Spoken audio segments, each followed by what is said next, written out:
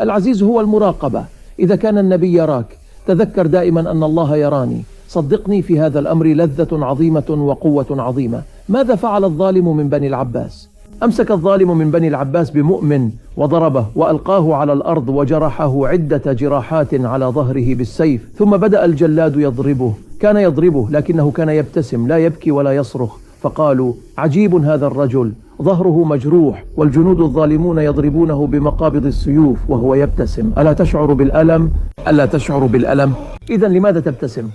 هل أبتسم لأن حبيبي يراني، لأنني أتعرض للأذى في سبيل حبه؟ الله أكبر.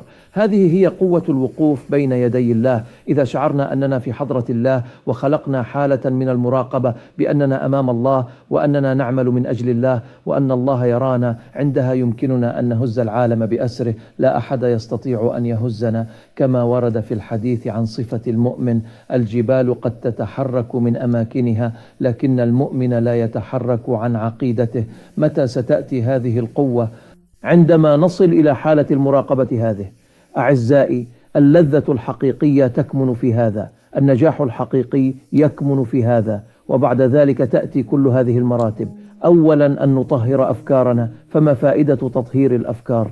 جميع المسائل، جميع المشاكل، جميع الهموم ستنتهي كلها. هل تعلمون أنه عندما تراود الناس أفكارا سيئة أو أفكار مزعجة، فهذه هي الأفكار التي تقتل الذات.